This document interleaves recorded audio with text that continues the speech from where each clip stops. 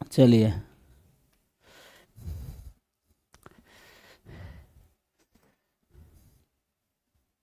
अच्छा तो अभी सही खोले थे।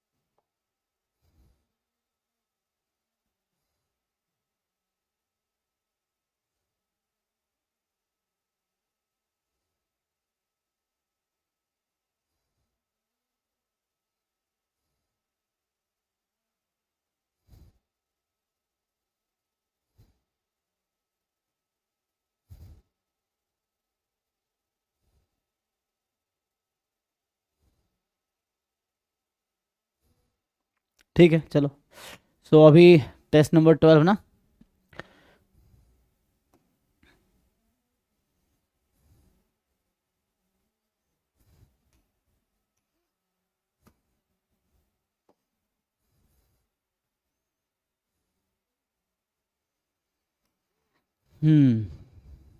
इसको पहले सबमिट कर दिया जाए।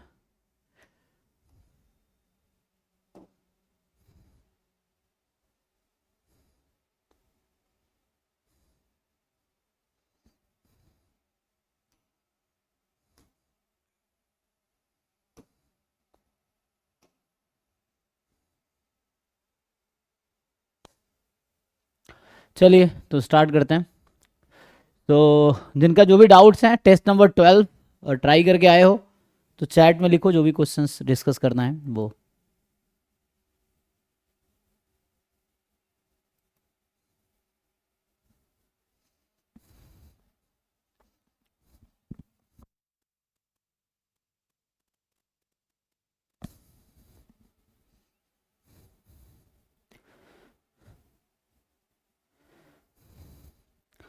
832 है ना, जो भी ट्राई करके आए हो। सो एट्थ क्या है? Two dice are thrown simultaneously to get the coordinates of point in x on xy plane. Then probability that this point lies inside or on the region bounded by mod x plus mod y is equal to 3.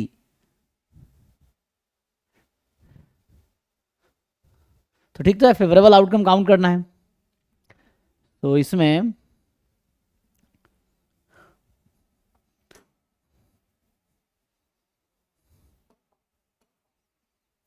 ये जो है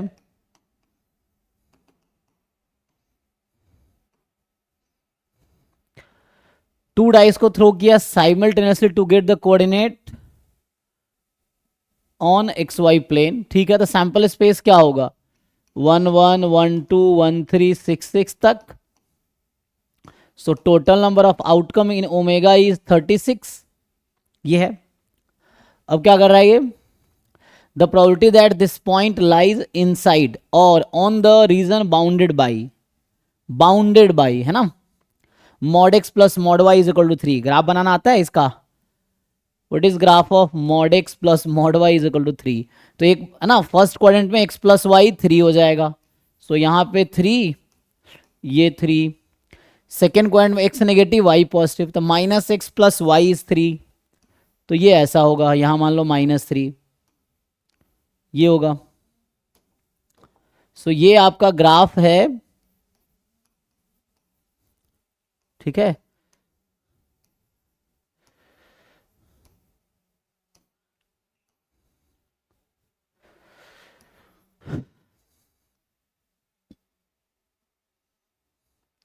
अब सोचो इसमें कितने points हैं जो इसमें लाई कर रहे हैं, अब खुद काउंट करो।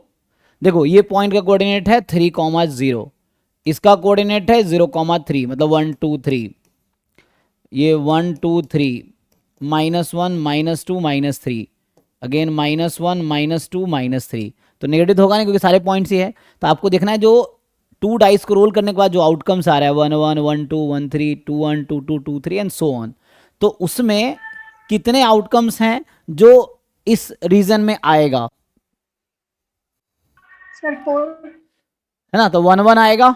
सो ये देखो ये क्या है, ये x प्लस वाई, तुम्हें बस ये देखना है ना, ये लाइन है x plus Y equal to 3 समझ लो, तो ये रीजन होगा x plus Y less than equal to, ये लाइन ये है -x प्लस वाई इज 3, ठीक है। और ऐसे ही तो लेस देन क्या होता है, ये होगा इधर x negative -x minus Y is equal to 3, इधर होगा x minus Y is equal to 3, ये लाइंस। तो इनसाइड होने के लिए तुम्हें बस ये चेक करना है कि कितने पॉइंट है जो इस कंडीशन को सेटिस्फाई करते हैं।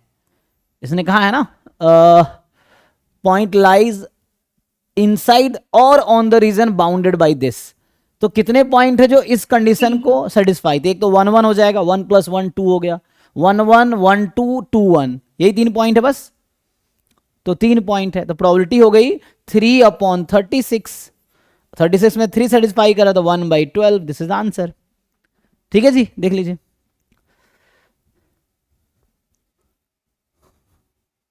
सो 1/12 is the answer. Next, so 8th के बाद जो डाउट है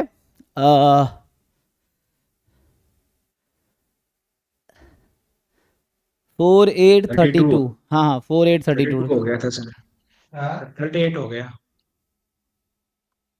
32 बड़ा हो गया था, रहने देना उसको। हो गया, ओके ठीक है। तो 4th क्या डाउट है जी, A is one of 6 horses entered for a race and is to be ridden by one of the 2 jockeys B and C, ठीक है। So it is 2:1 that B rides A, in which case all the horses are equally likely to win. Okay.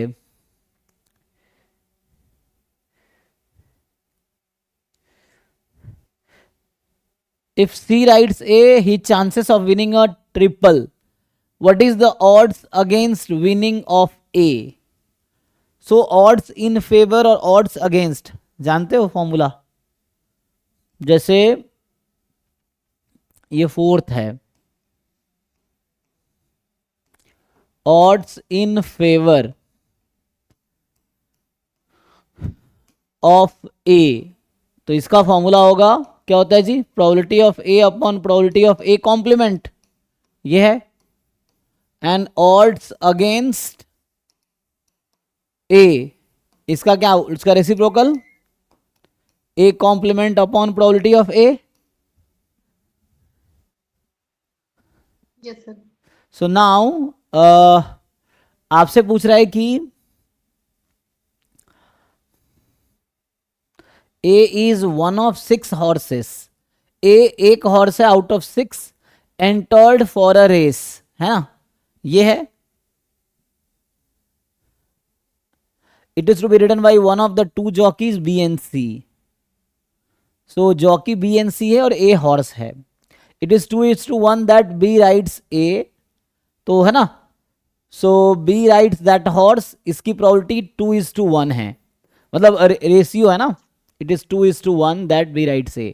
सो ये बताना चाह रहा है कि B rides A, इसकी probability 2 है, 1 के ऑड्स दे रखा, मतलब 2/3 हो जाएगा ना, ये 2 out of 3, एंड ये रेशियो है, रेशियो समझ लो कि बोल रहा है इन फेवर ऑफ बी, समझ लो, है ना, ये है 2:1, तो 2 चांस है टोटल 3 में से, तो 2/3, and B will not ride, मतलब C will ride, this probability is 1/3.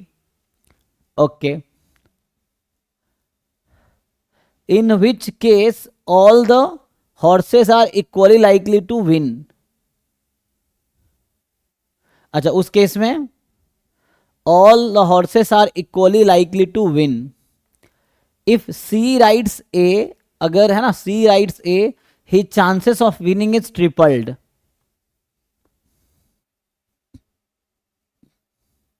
So what are the odds against winning of A? सो ए या तो जीतेगा या हारेगा, यही मतलब है.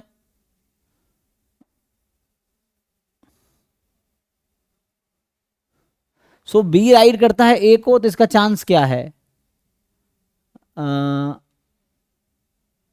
2/3 सी. और कह रहा है कि अगर सी आए तो चांस विनिंग के चांस है, ये तो राइड का हो गया है ना, दे विल राइड. तो चलो जरा देखते हैं.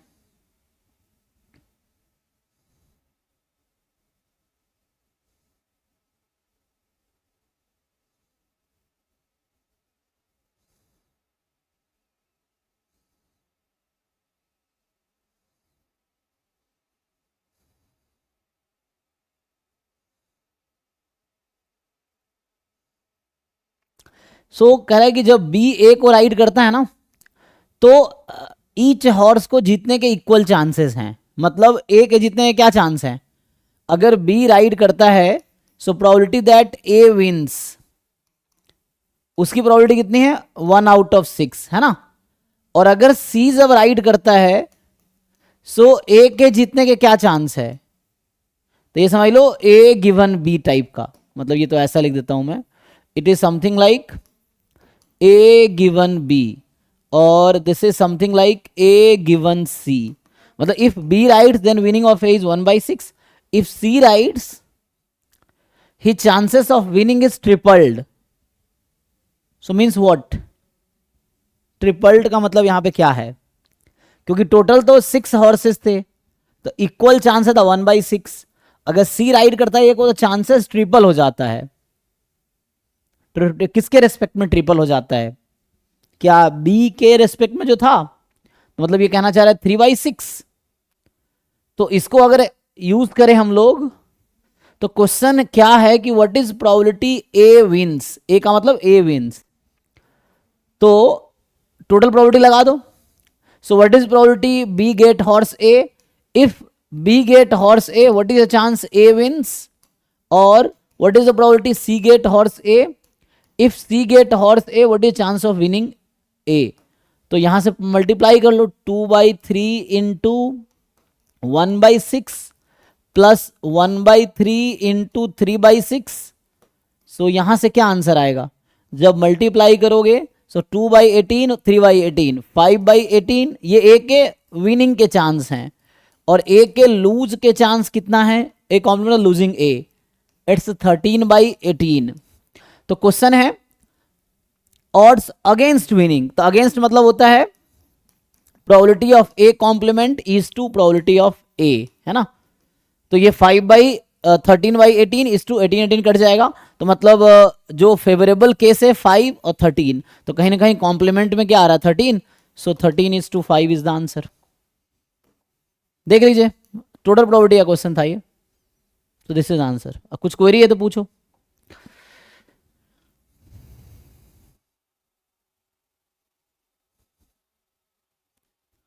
ठीक है, तो इसमें पुट करोगे यहाँ पे, जैसे ये क्या है, इसका आया 13/18 अपॉन 5/18, 18 कट गया 13/5, तो ये आ जाएगा. चलिए नेक्स्ट पे आते हैं. सो ये हो गया 4 8 हो गया, और 32, तो 32 तो हो गया ना, उसमें बताया राहुल ने. अब हो गया 42. ओके, 42 में 42 देखते हैं क्या है.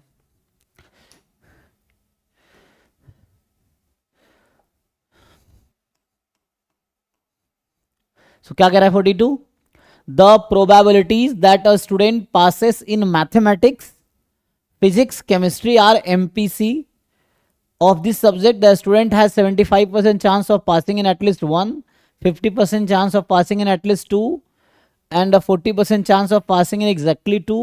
Which of the following statement? तो ये पहले भी क्वेश्चन आया है ना, इसमें शायद पहले भी ये क्वेश्चन रिपीट हुआ है, टेस्ट नंबर 1 में था शायद ये। सर ये वाला हो गया है ना, ठीक है आंसर। अच्छा आप कह रहे हैं ACD होना चाहिए ना, क्या कह रहे हैं, ठीक हो गया? हो गया हाँ, दूसरा क्वेश्चन। जी कोई बात नहीं, ठीक है। तो ये रिपीट हुआ, ये टेस्ट 1 में भी था, मॉक टेस्ट 1 यूनिट वाइज उसमें था, ठीक है। और किसी का कुछ डाउट है तो बताओ। टेस्ट नंबर 12 में कोई डाउट है तो बताओ। तो अभी लास्ट क्लास में हमने ये कौन सा है 12 ना, हम 12 भी डिस्कस करने वाले थे आज की, कुछ और 12 ही ना, शेड्यूल में क्या लिखा था, कल 11 डिस्कस किया था, तो आज 12। हाँ सर हाँ 48 में बी ऑप्शन भी होगा ना? 48 में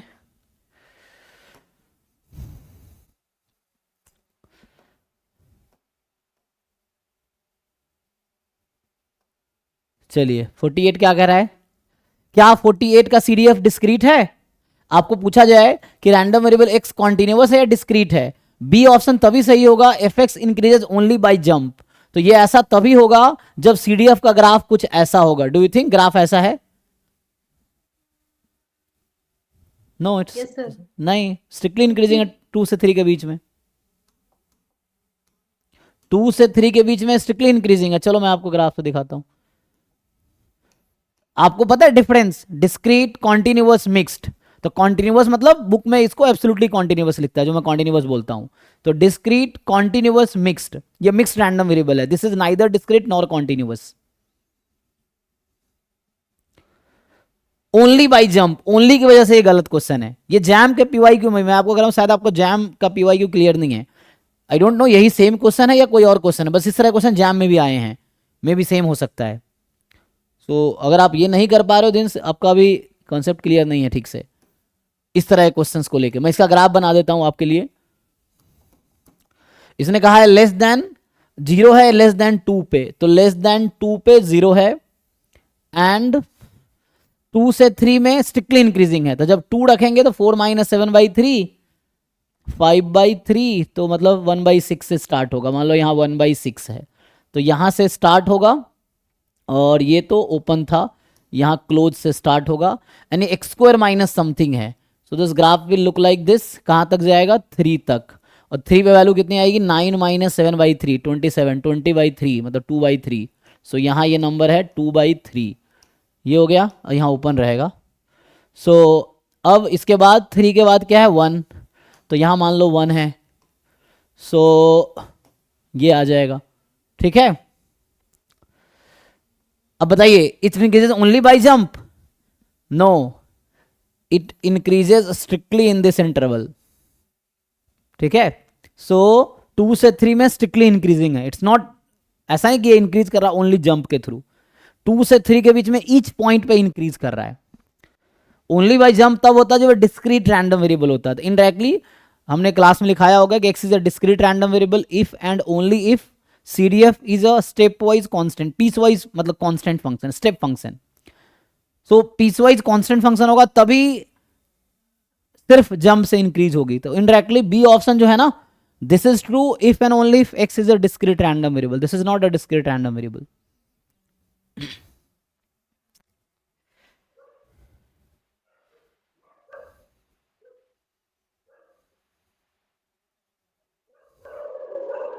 और कोई डाउट है किसी को इस टेस्ट में, टेस्ट नंबर 12?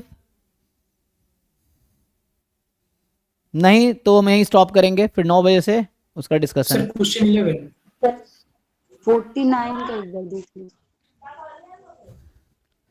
49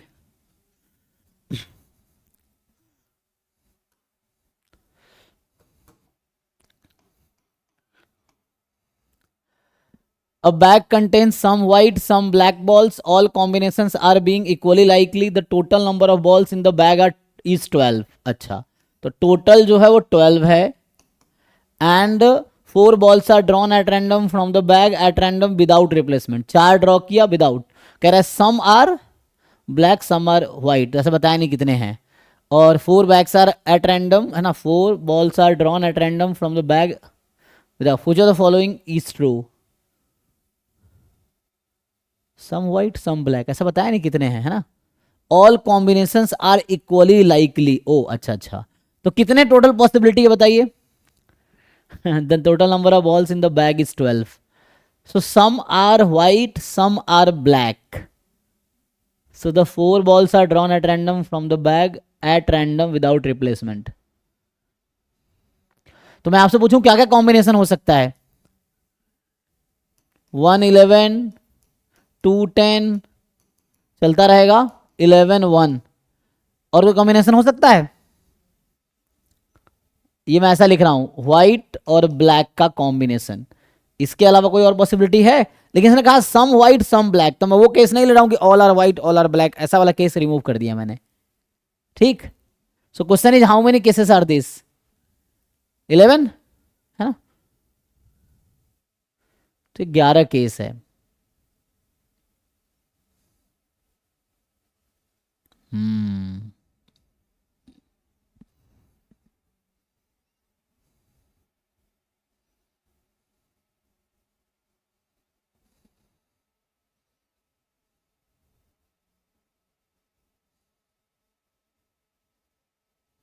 इसने 5 ही केस लिया मुझे लग रहा है. A bag contain some white some black ball, all combinations are being equally likely. Total 12 होने चाहिए ना. टोटल 12 बॉल्स हैं. 4 balls are drawn at random from the bag without replacement. तो कहीं ना कहीं हाइपरजोमेट्रिक डिस्ट्रीब्यूशन होगा ना. ऑल 4 आर ब्लैक, चारों ब्लैक होने की क्या प्रोबेबिलिटी है. तो 4 ड्रॉ किया और चारों ब्लैक होने चाहिए, तो ऐसा तभी होगा, है ना. सोचो ऐसा कब होगा. तो यहाँ कुछ ऐसा है, समझिए. इसमें से आपने, जैसे मैं लिखा था पहले, ये कैपिटल एन जो है वो 12 है, एम नंबर, और बचता था एन माइनस एम. टोटल में से हम ड्रॉ करते थे स्मॉल एन. एक्स है नंबर ऑफ ब्लैक बॉल्स. तो ब्लैक कितने ले रहे हो क्वेश्चन, ये मान लो एम नंबर ऑफ ब्लैक बोल देते हैं, and n minus m number of white. अभी समझो. So this will have a distribution hypergeometric with parameters n m small n. ठीक. अब आपसे पूछ रहा है कि क्या प्रोबेबिलिटी है x इज इक्वल टू, जैसे पहले वाले में 4 ब्लैक होगा, है ना. तो 4 ब्लैक तो तब होगा जब कम से कम 4 ब्लैक होंगे, तभी तो आएगा. तो इसके डिफरेंट केसेस आपको बनाने पड़ेंगे.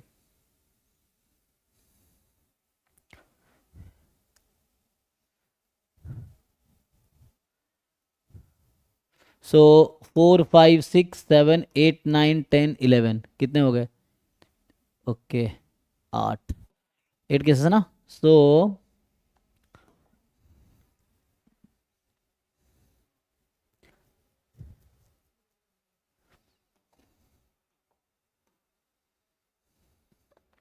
देखो कुछ ऐसा है, या तो मैं फिक्स कर दूं कि जो m है ना, m क्या क्या हो सकता है. क्वेश्चन है 0 हो सकता है क्या, क्या मैं 0 यहाँ कंसिडर करूं कि नहीं.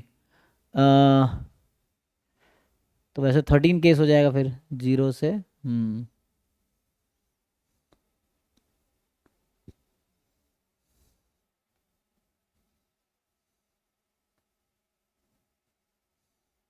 बी तो ठीक है, बी डायरेक्ट लिख दिया है.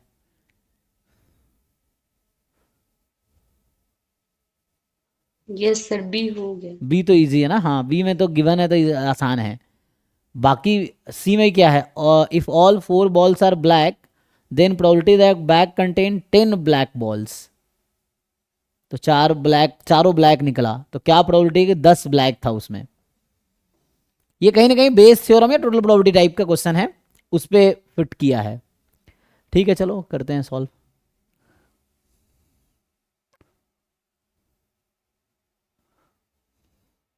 आपको ना सारे केसेस ले करने पड़ेंगे. मैं ये कह रहा हूँ कि जैसे होगा क्या, इसने पूछा है कि और 4 आर ब्लैक, पहले वाला पार्ट.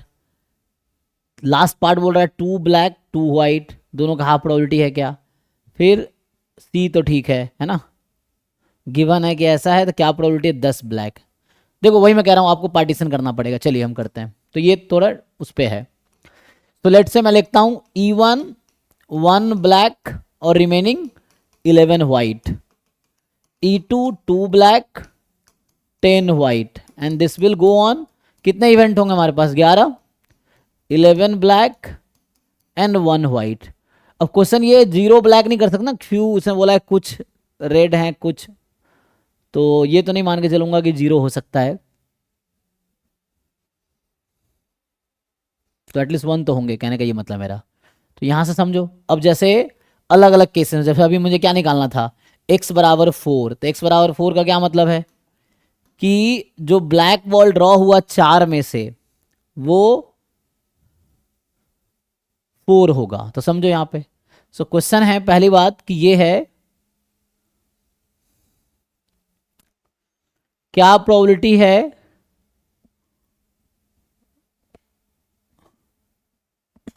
ना, क्वेश्चन है कितने ब्लैक होंगे इसमें। तो ऐसा होगा, देखो, probability of E I into probability x is equal to 4 given E I और समेसन आई फ्रॉम 1 टू 11, ये रहा। अब लगाओ इसको, थ्योरम ऑफ टोटल प्रोबेबिलिटी। अब ईच की प्रोबेबिलिटी क्वेश्चन ने बोला है इक्वल है ना, तो ये ईच की प्रोबेबिलिटी 1/11 है। ईच ई आई की प्रोबेबिलिटी 1/11 है for all i 1 2 3 up to 11। तो क्वेश्चन ने बोल रखा है कि इक्वली लाइकली है, पहले लाइन में ही क्वेश्चन में बोल दिया है। तो 1/11, तो ये तो 1/11 हो गया। अब आप इसको सॉल्व करो, तो E1 का मतलब एक ही ब्लैक है, तो 4 ब्लैक कैसे आएगा? तो वो तो 0 हो जाएगा। E2 में 2 ब्लैक है, 4 ब्लैक कैसे आएगा? 0। E3 में 0, 4 में 4। अब आपको सॉल्व करना पड़ेगा बाकी केसेस, ठीक है। सो निकालो, क्या करोगे? देखो मैं कह रहा हूं कि ये तो 1/11 हो गया, तो इसको बाहर कर लो 1/11। अब बचा समेसन आई फ्रॉम, मैं कह रहा हूं समेसन आई जब 3 तक है ना, तो 3 ब्लॉक, ई आई का मतलब 3 ब्लैक्स एंड कितने बचे? 9 वाइट। हमें 4 ब्लैक चाहिए, x बराबर 4, तो प्रोबेबिलिटी 0 हो जाएगी ना। तो मेनली पहले 3 टर्म तो 0 हो गया, तो जब 4 से 11 में है तो काम होगा। तो आगे रहेगा probability x is equal to 4 given E I. E I का मतलब है कि जो नंबर ऑफ ब्लैक बॉल्स है वो आई है, मतलब बी मतलब नंबर ऑफ ब्लैक बॉल्स, तो आई नंबर ऑफ ब्लैक बॉल, उसमें ऐसे डिफाइन किया मैंने ई आई। तो ये वाला केस है। अब इसकी प्रोबेबिलिटी अगर निकालोगे तो क्या आएगा? बी मतलब number of black balls, B लिखने का मतलब ये है। और लगाओ hypergeometric. So 1/11 summation i from 4 to 11। अब सोचो कि तुम्हारे पास जो कहता है 12 है, तो आई नंबर ऑफ ब्लैक बॉल है और रिमेनिंग 12 माइनस आई, जो कि m था, तो m की जगह यहाँ i यूज कर रहा हूं। अब चाहो तो m लिख सकते हो, कोई दिक्कत नहीं है। तो i है, तो 4 ड्रॉ किए, तो बताओ कितने आएगा? तुम्हें i नंबर ऑफ ब्लैक है, तो i चूज 4। तुम्हें चारों ब्लैक ही चाहिए ना? अच्छा, 4 में चारों ब्लैक चाहिए, ओके। तो इसका मतलब है कि बाकी जो 12 माइनस आई है, 4 ड्रॉ किए और चारों ब्लैक चाहिए, तो बाकी में से 0 आएगा अपॉन टोटल कितने थे? 12 में ड्रॉ कर रहे हैं 4। अब ये समय से निकाल पाओगे? बताओ, हो जाएगा आंसर यहां से? तो ये इससे करके देखो कितना आंसर आता है आपका। तो इससे आपको आंसर मिल जाएगा कि ये हाइपर ज्योमेट्री का पीएमएफ यूज किया। अच्छा, जो फोर्थ पार्ट है उसमें क्या डिफरेंस आएगा? तो फोर्थ पार्ट में आपको पूछा गया है x बराबर 2, तो हमने 4 बॉल ड्रॉ किए, तो कह रहा है 2 ब्लैक आएगा, तो ऑब्वियसली 2 रेड आएगा, है ना, 2 फिक्स है। तो यहां पे क्या होगा? यहां सिमिलर सिचुएशन होगी, ठीक है। तो ये आंसर मैं सीधा सीधा यही लाइन लिख देता हूं। तो यहां भी बनेगा 1/11 समेसन, मैं सीधा सीधा ये लाइन लिखता हूं, probability x is equal to 2 number of ball is i from 1 to 11। शुरू में 1 टू 11 है। अब जैसे हमें 2 ब्लैक बॉल चाहिए, तो कम से कम 2 ब्लैक बॉल तो होना चाहिए ना बैग में, तभी तो 2 ब्लैक बॉल निकलेंगे। तो जैसे i बराबर 1 में तो एक ही ब्लैक बॉल है, तो 2 तो निकल नहीं सकते, 0 हो जाएगा प्रोबेबिलिटी। सो तो इसका मतलब है, फिर इसको खोलो, 1/11 समेसन, तो i यहाँ 2 से लेके 11 तक जाना पड़ेगा, एंड कितना होगा फिर से? तो हमें i में से 2 ब्लैक चाहिए, i number of black ball है, तो बाकी बचे 12 माइनस i व्हाइट है, उसमें मुझे कितने चाहिए? 2 व्हाइट भी चाहिए, और टोटल 12 में से 4 चाहिए। अब ये भी 1/1 कैलकुलेशन बेस्ड क्वेश्चन हो गया ना, इसमें कैलकुलेशन काफी हो गया। तो एक एक टर्म निकालना पड़ेगा, देन अप्रोक्सीमेट कर सकते हैं क्या, लेकिन वो लार्ज के लिए होता है ना, हाइपर ज्योमेट्री को बाइनोमियल बनाएंगे लार्ज के लिए, तो थोड़ा कैलकुलेशन बेस्ड क्वेश्चन मुझे लग रहा है। तो इसको सिंप्लीफाई करके देखिए क्या आता है, क्या इसका आंसर भी वही आएगा जो इसका आएगा। ये तो 12 E0 तो 1 हो गया, तो यहाँ बस आपको निकालना है, थोड़ा सिंप्लीफिकेशन है बस, करके देखो कैलकुलेशन कि आंसर मैच कर रहा है कि नहीं कर रहा, तो इससे बाकी पार्ट भी ऐसे ही हो जाएगा। देखो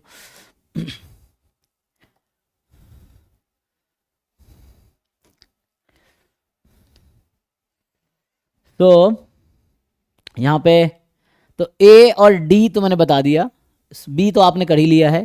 सी कह रहा है कि अगर ऑल बॉल ब्लैक आए तो क्या प्रोबेबिलिटी कि बैग में 10 ब्लैक था। देखो तो यहाँ पे क्या पूछ रहा है, आप जरा समझो, ये जो सी पार्ट आपसे पूछ रहा है कि probability of E10 given x is 4, मतलब चारों बॉल जो ड्रॉ किया वो ब्लैक ही है। सो क्या प्रोबेबिलिटी है ये, तो ये आपको पता ही है, इसमें क्या लगाओगे, कंडीशनल प्रोबेबिलिटी है। सो बेस थ्योरम लगाना पड़ेगा। सो बेस थ्योरम में क्या होता है, तो यहाँ से probability x is equal to 4, और x इज इक्वल टू 4 हमने ऑलरेडी पहले पार्ट में निकाल रखा है, तो जो पहले पार्ट का आंसर है वो यहाँ आ जाएगा। अब यहाँ पे होगा समेसन प्रोबेबिलिटी ऑफ क्या होता है EI इंटू, तो प्रोबेबिलिटी, अच्छा क्यों समेसन लगाएं, क्योंकि एक ऊपर देखिए टर्म आता है ना, नीचे समेसन आता है। So probability of Bayes theorem ऐसे अभी ये है तो इतना वो जरूरत नहीं है। So probability of E10 into x is equal to 4 given E10 मतलब देर आर 10 ब्लैक बॉल्स, है ना, E10 का मतलब, और upon probability x is equal to 4, ये लगाइए। तो E10 1/11 है क्योंकि इक्वल लाइकली था, और यहाँ पे जब सॉल्व करेंगे आप तो ये 4 ब्लैक आएगा, इसकी क्या प्रोबेबिलिटी, अगर उसमें 10 ब्लैक है, ठीक है। तो मतलब ये देखो, ये जो बी वाले पार्ट में जो आंसर निकाले हो वो यहाँ यूज होगा, जो बी का आंसर आया वो यहाँ यूज होगा, जो ए पार्ट का आंसर आया वो यहाँ यूज होगा। बी में आपने निकाला होगा ना, तो बी वाला पार्ट यहाँ यूज होगा, बी में यही तो फाइंड किया आपने। अभी मैं कौन सा पार्ट सॉल्व कर रहा हूँ, सी ना, हाँ, बी में यही फाइंड किया है कि अगर 10 ब्लैक बॉल है, क्या प्रोबेबिलिटी है 2 व्हाइट, क्या प्रोबेबिलिटी चारों ब्लैक होगा, यस। तो बी पार्ट का आंसर यहाँ रखो, ए पार्ट का आंसर यहाँ रखो, और ये 1/11 है, आंसर आ जाएगा, पुट कर लो। तो लॉजिकली अगर हम पुट करें तो क्या आना चाहिए, ये कि ये 1/11 है, और यहाँ से ये तो बी पार्ट का आंसर है, ये कहना चाह रहा है 14/33, और अपॉन x और 4, तो उसके अकॉर्डिंग 1/5 आएगा। तो वैसे क्या निकल के आएगा जी, सो इसको सिंप्लीफाई कर लो। सो 14 5 जा 70, 11 इंटू 33 करो, कुछ कैंसिल से दिख नहीं रहा मुझे होते हुए, ये ऐसा कुछ आ जाएगा इस, अगर ऐसा होगा तो इसका मतलब इसी में कुछ केसेस अलग होंगे क्या,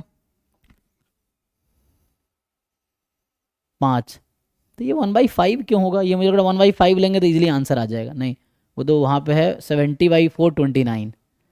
सॉल्व कर देखो, इसके अकॉर्डिंग आंसर तो ये आना चाहिए मेरे पास, लेकिन उसका तो कुछ और है, उसका तो है 70/429, तो 429 होगा क्या, अगर ये होगा तो सही आंसर है।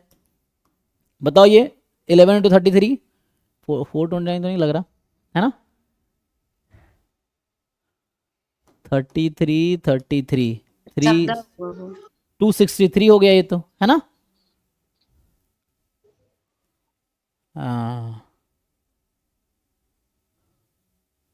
नहीं ये तो ठीक है, यहाँ पे क्या ऐसा रखोगे ताकि, तो 33 को हम किससे मल्टीप्लाई करेंगे तो 429 हो जाएगा, तो मतलब 429 को हम 33 से डिवाइड कर देते हैं, तो 1, तो 999 3 जा, ओके अब समझ आया जिसने क्या किया है, जिसने बनाया है ना।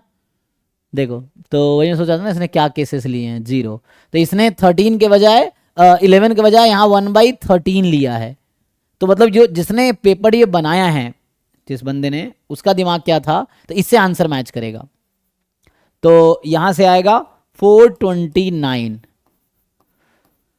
सो मैं वही कह रहा था ना, इसने लिखा है कि a bag contains some white and some black balls, so they should write like maybe 0 maybe something ना। तो हमने क्या अज्यूम कर लिया है, मतलब मैंने स्पेशली, तो मैंने यहाँ पे क्या लिया है इसको, ई आई को, ओ यहाँ था ना, देखो तो जिसने पेपर बनाया है जिसने, तो उसने ये लिया है इवेंट, E1 को लिया है, मतलब चलो अलग से मैं ऐड कर देता हूँ, E12, E12 12वां इवेंट, 11 तो लिख चुका हूँ, 12वां इवेंट इसने लिया है कि मान लो 0 ब्लैक एंड 12 व्हाइट, और 13th इवेंट लिया है 12 व्हाइट एंड 0 ब्लैक, जो कि मैं सोचता हूँ जैसा इसने लिखा है वैसा नहीं लिखना चाहिए, क्योंकि मैं तो ये सोचा कि उसने बोला सम व्हाइट सम ब्लैक, तो कम से कम एक व्हाइट एक ब्लैक तो होगा, ऐसा मैंने सोच के चला, लेकिन जिसने सॉल्यूशन बनाए हैं वो आंसर देख के समझ आ गया, तो उसने इस तरीके से सॉल्व किया है, 11 इवेंट लेने के बजाय 13 इवेंट्स कंसीडर किया है कि 0 black 12 white 1 black 11 white and so on, last में 12 व्हाइट 0 ब्लैक, वही उसी सारे केसेस ले लिए। तो कहने का मतलब ये टोटल 13 थे, यहाँ पे इसने जो सॉल्व, जो जिसने पेपर बनाया उसने 13 केसेस लिए हैं, तो I1 to 13 हो जाएगा, तो यहाँ जो मैं 11 लिख रहा हूँ यहाँ 13 हो जाएगा।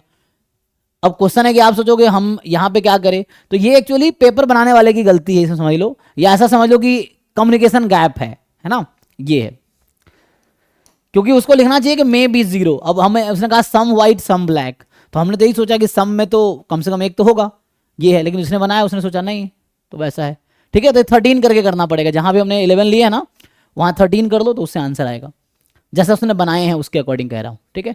तो यहाँ पे भी ऐसे ही है, जहाँ भी 11 लिख रहा हूँ मैं वहाँ 13 कर लो तो उससे आंसर मैच हो जाएगा। तो एटलीस्ट आपको अप्रोच समझ आया ना, एग्जाम में ऐसा कंफ्यूजिंग नहीं होगा कि कितना लेना है, एग्जाम में क्लियर रहेगा कि है ना मे बी 0 ऐसा लिखा रहेगा कि उसने सम लिखने का मतलब तो कम से कम एक तो होगा, मेरा ये मतलब है सम का, है ना, सम का मतलब देयर एग्जिस्ट होता है, तो देर मतलब कम से कम एक होना चाहिए, तो जिसने पेपर बनाया उसने कम्युनिकेशन गैप क्रिएट किया, उसको लिखना चाहिए कि मे बी 0 ऐसा भी हो सकता है, और नहीं तो 11 केस लेके सॉल्व करो, ठीक है।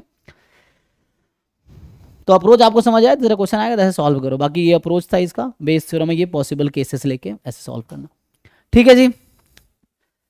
तो और कोई क्वेश्चन है इसमें, 11 नंबर, हाँ जी सौरदीप, तो सर गया सर हो गया सर, हो गया। हो गया, ठीक है, हाँ सर।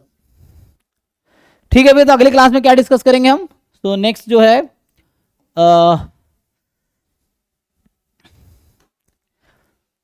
अभी हम लोग probability sequence series random variable इसका सॉल्व कर रहे थे, तो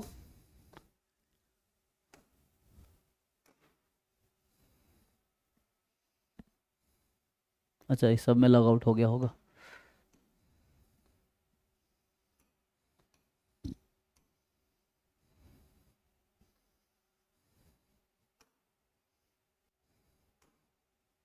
तो कल का बता देता हूँ, लॉग इन होने दो।